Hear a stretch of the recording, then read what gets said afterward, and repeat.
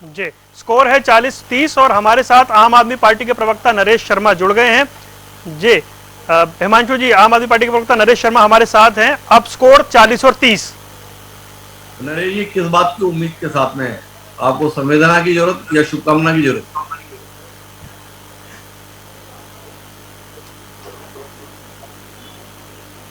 जी, नरेश जी सुन पा रहे हैं? हेलो जी, सुन पा रहा हूं। जी, जी नरेश जी, स्वागत है आपका। जानना यह था कि जो रुझान इस प्रकार के आ रहे हैं उसमें अभी आप किस बात की जरूरत महसूस कर रहे हैं? शुभकामना की, संवेदना की, सहानुभूति की?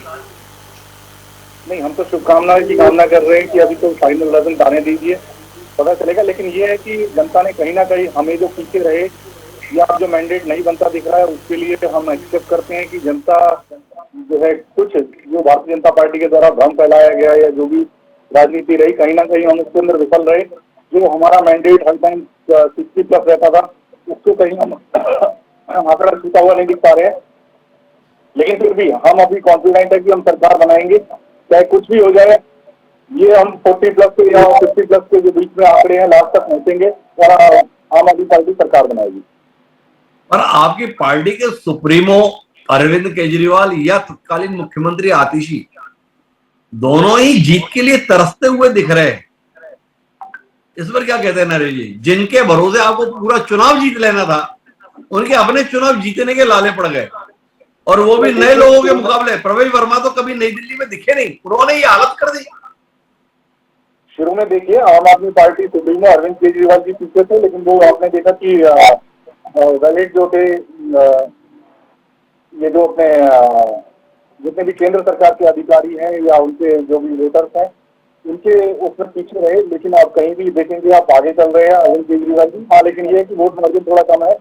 और कहीं ना कहीं अभी देखिए कि आंकड़े आने दीजिए, रिजल्ट आने दीजिए, और हम लोग मजबूती से अरविंद केजरीवाल जी के नेतृत्व में सरकार बनाएंगे, आम आदमी पार्टी सरकार बनाएगी। और नहीं मैं नहीं एक्सेप्ट नरेश कर जी, रहा हूँ ये कि तो कहीं सब ना कहीं ठीक जो है। हमारी गलतियां रही हैं उसके लिए हम आगे मेहनत करेंगे, मुद्दों को जो है बाकायदा काम करेंगे उनके ऊपर। जो जनता तक हम जो मैसेज है जहाँ हम विफल रहे हैं उसके लिए बिल्कुल हम कार्य करेंगे। अच्छा, मतलब आप ये तो मान रहे हैं ना कि चुनाव साफ सुथरा है? ऐसा तो नहीं कि इसमें आपको अभी कोई गड़बड़ गड़बड़ दिखाई दे रही है, वोटिंग मशीनों में कुछ गड़बड़ हो गई है, कुछ हेरा फेरी हो गई है, वोटर लिस्ट में कोई गड़बड़ हो गई, ऐसा तो कोई बात नहीं है ना? एकदम साफ सुथरा चुनाव है। जनादेश जो भी आ रहा है, ईमानदार जनादेश है। नहीं, बिल्कुल हम ये मान रहे हैं कि अगर ईमानदारी से चुनाव हुआ है तो बिल्कुल हम ईमानदारी से मान रहे हैं और आंकड़े जो है मैच करे जाएंगे। कल हम अगर अपने देखिए कि ईपीआई और हमारे जो आंकड़े हैं कि वोटर कितना वोट पड़ा है, सारे परसेंटेज को मैच किया जाएगा। अगर जेन्युइन है तो हम बिल्कुल कहते हैं कि जेन्युइन तरीके से जनता का मैंडेट हम स्वीकार करेंगे। हम कहीं भी किसी पर आरोप प्रत्यारोप नहीं कर रहे हैं कि ये गलती हुई या वो गलती हुई। जो भी जनता ने मैंडेट दिया है हम मैच करेंगे और जनता के बीच रखेंगे कि ये आंकड़े रहे, और इसमें कहीं भी अगर हम विफल रहते हैं या पास होते हैं कहीं भी, हम फिर भी आंकड़े जरूर जारी करेंगे। हमने एक वेबसाइट डेवलप की जिसके अंदर बाकायदा आंकड़े हैं कि आपका हर एक बूथ को किसके ऊपर कितने वोट पड़े थे और कहाँ पे क्या रहा रिजल्ट के लिए प्रूफ। अच्छा नरेश जी, एक बार बताओ, ये उमर अब्दुल्ला है, जानते हैं ना आप? वो जम्मू कश्मीर के मुख्यमंत्री हैं, इंडिया गठबंधन के। वो भी एक सहयोगी दल है। आप भी इंडिया गठबंधन में बड़े महत्वपूर्ण भूमिका में हैं। उनका एक ट्वीट आया है, उसमें लिखा और लड़ लो आपस में। क्या अभी कहना है वो नरेश मैंने जी? अभी चेक नहीं किया है कि वो भी, मैं एक बार चेक कर लेता हूँ उसके लिए। मैं भी कोई कमेंट नहीं करूंगा उसके लिए, मैं एक बार देखने के बाद में ही क्या उनकी प्रतिक्रिया क्या है। नहीं तो मतलब इसमें आपको कोई ऐतराज है क्या भाई? इंडिया गठबंधन के दो महत्वपूर्ण घटक दल, आम आदमी पार्टी और भारतीय राष्ट्रीय कांग्रेस, आपस में लड़ मरे इस विधानसभा चुनाव में। क्या कहना है आपका? कांग्रेस ने आपको कितना नुकसान पहुंचाया या कितना फायदा? नहीं देखो, कांग्रेस से हमने कभी भी इंडिया अलायंस का पार्ट रहे, हमने अलायंस की नीतियों के लिए कभी हमने खिलाफत नहीं की। कहीं ना कहीं कांग्रेस की शुरुआत रही, हरियाणा के अंदर इसकी शुरुआत हुई, और जितने भी इंडिया अलायंस के पार्टनर हैं सबने कहीं ना कहीं ये कहा था कि हम जो अलायंस के तहत लड़े, वोट शेयर या सीट शेयर के लिए जो बात रही, और कांग्रेस इसके लिए विफल रही। हरियाणा के अंदर जो कांग्रेस पार्टी और हमारी गठबंधन की सरकार बनती उसके अंदर नहीं बन पाई। और कहीं ना कहीं मैं मानता हूँ कि इसके लिए अगर इंडिया अलायंस होता, गठबंधन होता, तो कहीं ना कहीं रिजल्ट और भी पॉजिटिव होते। हम 60 का आंकड़ा आज भी पार कर रहे थे। तो आप इस बात की गलती को मानते हैं कि दिल्ली में आपने कांग्रेस के साथ गठबंधन ना करके एक बड़ी गलती कर ली, जिसका नतीजा आपकी गलती सत्ता से संभावित विदाई के रूप में? गलती हमने नहीं की, ये आम आदमी पार्टी गलती कभी नहीं कर रही है। हम अलायंस का पार्ट पहले भी रहे और अब भी देखते हैं कि नीतियों के लिए कांग्रेस पार्टी हमेशा से ही ये कहती है कि हम अलायंस के अंदर धोखाधड़ी या जो भी है स्टेटमेंट इनकी तरफ से आए। हमने कभी स्टेटमेंट नहीं दिया कि हम जो गठबंधन नहीं कर रहे हैं या गठबंधन के लिए बात नहीं की। हरियाणा से शुरुआत हुई थी, हरियाणा के अंदर आपने देखा कि ये चैनल भी हरियाणा के माध्यम से पूरा जनता देखती है, हरियाणा की जनता, उसके अंदर जनता को मैसेज ये था कि हम गठबंधन करके सरकार बनाने जा रहे हैं, लेकिन भूपेंद्र सिंह हुड्डा की वजह से ये नीतियां कामयाब नहीं हो पाई और कहीं ना कहीं हम सरकार नहीं बना पाए। और दिल्ली के अंदर भी यही था कि हमने गठबंधन के लिए कभी हम पीछे नहीं हटे थे, लेकिन कांग्रेस पार्टी के कुछ नेता हैं, शीर्ष नेतृत्व जो आपने नाम लिया, अभी जो आपको बता रहे थे कि संदीप दीक्षित जी हो गया, जो ये बड़े नेता कहे जाते थे, अपने आप में कहते थे, वही भ्रम में डालते हैं कांग्रेस पार्टी को। और कांग्रेस पार्टी का हरियाणा के अंदर भी यही हाल था, भ्रम के अंदर डाला गया और जो रिजल्ट आते हैं वो भारतीय जनता पार्टी के फेवर में चले जाते हैं। कुल मिलाकर आज जो आपको मुश्किल दिखाई दे रही है, इसके लिए आप अपनी नीतियों को जिम्मेदार मानते हैं या कांग्रेस को? नहीं, खुद की अगर देखो जो ये सिचुएशन है, हम खुद को भी अपने लिए जिम्मेवार मानेंगे। ये भारतीय जनता पार्टी है जो हमारे खिलाफ जो षड्यंत्र रच के जो बनाया है, जनता के बीच में गए कि अरविंद केजरीवाल जी मुख्यमंत्री बन सकते, गंगा यमुना का मुद्दा रहा और जो शराब घोटाला रहा, कहीं ना कहीं क्योंकि अभी तक किसी भी एविडेंस के अंदर प्रूफ नहीं हुआ है। आप देखेंगे शराब घोटाले के अंदर एक पैसे की रिकवरी नहीं हुई और अरविंद केजरीवाल जी बाहर है जमात के ऊपर, जो भी ठीक है। उसके लिए आपने देखा कि कई बार बहुत सारे मुद्दे रहे देश के अंदर, पहले भी केसेस के अंदर कई लोगों को क्लीन चिट मिली और उसके ऊपर, लेकिन ये राजनीतिक आरोप लगते हैं और जिसकी छवि खराब करने के लिए तो भारतीय जनता पार्टी पूरी तरह से तैयार रह सकती है और रहती है। तो वो ऐसा एक पब्लिक के बीच में मोटो बनाते हैं कि कहीं ना कहीं ये जो है ये भ्रष्ट पार्टी है या आपके लिए काम नहीं किया। अगर हमने काम ना किए होते तो जनता तक हम चाहते हैं कि शिक्षित वर्ग के लिए आज तक कभी भी, आप देखिए आप तो बहुत बड़े सीनियर पत्रकार रहे और आपको सारी पृष्ठभूमि का मालूम है, हरियाणा के लिए भी, दिल्ली के लिए, पंजाब, देश के लिए। तो कहीं ना कहीं पहले कोई बात नहीं करता था, सिर्फ रोड की बात होती थी, नालियों की बात होती थी, शिक्षा के स्वास्थ्य के लिए। आज तक इतिहास रहा देश का कि कोई इन मुद्दों के ऊपर बात नहीं करता था। चलो हम अरविंद केजरीवाल जी ने उन मुद्दों के ऊपर जागृत किया और देश जागृत हुआ कि कहीं ना कहीं कि हम जो है ये मुद्दों को भी राजनीति के अंदर लेके आए और इन मुद्दों के ऊपर भी राजनीति करें। आपने इन मुद्दों पर भी राजनीति की, ये तो अपनी जगह ठीक है, पर आज जिस मुश्किल में आप हैं इसमें केजरीवाल का शीश महल कितना बड़ा जिम्मेदार है। जिन केजरीवाल ने कहा था कि मैं कोई सरकारी घर नहीं लूंगा या बड़ा घर नहीं लूंगा, इस चुनाव में बड़ा मुद्दा रहा बतौर मुख्यमंत्री निवास। जिस तरीके से अरविंद केजरीवाल का निवास तैयार हुआ, जिस तरीके का सामान लगा, उसे मुद्दा बनाने में भारतीय जनता पार्टी ने बहुत कोशिश की। क्या मानते हैं आप, भाजपा की कोशिश कहीं ना कहीं असर छोड़ गई मतदाता पर? नरेश जी, क्यों कर गए केजरीवाल? भारतीय जनता पार्टी ने इस मुद्दे को बहुत महत्वपूर्ण मुद्दे को उठाया था, लेकिन आप ये देखिए कि इस मुद्दे के अंदर कोई सच्चाई पहले भी बहुत सारे चैनलों के माध्यम से रहा, लेकिन इन चीजों के ऊपर अपने स्टेट के मुख्यमंत्री, जहाँ भारतीय जनता पार्टी की सरकार है, जो इनके ऊपर खर्च किए जाते हैं, चाहे मुख्यमंत्री के ले लीजिए, इनके प्रधानमंत्री ले लीजिए, इनके ऊपर क्या इन्वेस्ट किया गया, क्योंकि वो भी देश की छवि है और ये दिल्ली की छवि थी कि आप जहाँ पे माननीय मुख्यमंत्री जी रहते हैं, वहां से कोई भी आप देखेंगे कि कोई भी बाहर से ब्यूरोक्रेट आता है या कोई भी राष्ट्रपति आता है या कई देशों से आते हैं, वो दिल्ली के मुख्यमंत्री से मिलना चाहते हैं, दिल्ली के स्कूलों को देखना चाहते थे। तो इसलिए एक ऐसा घर चाहिए था कि जिसके ऊपर उनको लगे। आप देखिए कि मैं ये बहुत बार मुद्दा उठा चुका, क्या कोई बाहर से आए, हमारे देश की छवि हो, मोदी जी के टॉयलेट कहीं ढूंढने को नहीं मिलते। आप भी मार्केट में जाइए कि वो टॉयलेट मिलेंगे नहीं, उनके ऊपर ताले मिलेंगे, गंदगी मिलेगी। तो क्या बाहर के देशों में ऐसी छवि होनी चाहिए कि वो टॉयलेट भी यूज ना कर पाए?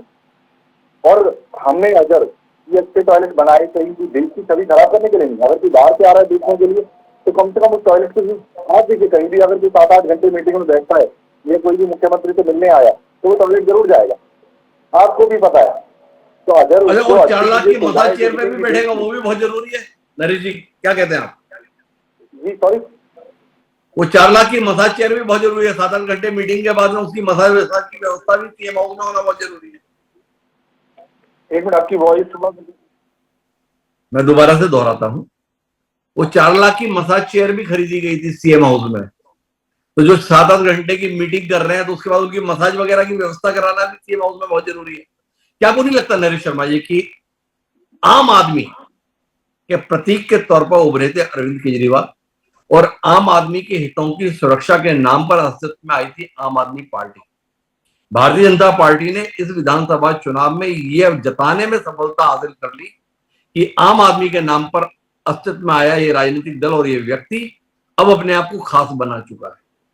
क्या कहते हैं नरेश जी, नुकसान हो गया? आम आदमी पार्टी के नेता और कार्यकर्ता आज भी आम आदमी है, और जो भी इस राजनीति के लिए आपने देखा कि कभी भी इस राजनीतिक पृष्ठभूमि में नहीं रहा। हमने गरीब तबके को भी राजनीति में लेके आए, युवाओं को राजनीति में लेके आए, नई तबके को राजनीति में लेके आए जिनके पास कोई पैसा नहीं था। क्या उन लोगों को राजनीति में आने का अधिकार नहीं था? अरविंद केजरीवाल जी ने, आप देखिए कि जो महल की ट्रीटमेंट की बात कर रहे थे कि अरविंद केजरीवाल ने खुद का त्याग दिया और खुद बाहर रहे, तो आज भी आप देखिए कहाँ रह रहे हैं। ये सुविधाओं के नाम पे नहीं था क्या? अगर देखिए, अगर कहीं ना कहीं 1% में सरकार इधर उधर होती है, क्या वो जनता के लिए खोला जाएगा? या करंट चाहे अरविंद केजरीवाल जी मुख्यमंत्री बने या कोई भी मुख्यमंत्री बने, क्या उनके लिए यूज नहीं होगा? वो ये देखे कि ये इंडिविजुअली नहीं है, अरविंद केजरीवाल जी अपने साथ ही ले जाएंगे उस मकान को, या जो भी सुविधाएं वहां पे रहें। सरकारी सुविधा की एक भी सुई आप कहीं भी नहीं ले जा सकती है, क्योंकि सरकारी आवाज के लिए है, सरकार के लिए है, देश की जनता के लिए।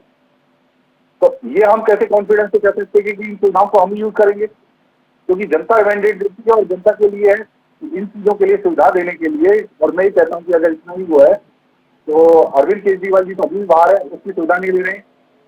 क्या अगर मैंडेट मिलता है भारतीय जनता पार्टी को या सरकार बनाती है कहीं ना कहीं, तो क्या उसके लिए क्या करेंगे वो कि उसका इस सुविधा का यूज नहीं करेंगे? माननीय प्रधानमंत्री नरेश जी, थोड़ा बात को समझने की कोशिश कीजिए। चुनाव प्रचार हो गया, खत्म, ठीक है, मतदान भी हो चुका, अब तो मतगणना चल रही है। मतगणना के रुझान आ रहे हैं, रुझानों की समीक्षा है। मेरे सवाल को समझने की कोशिश कीजिए।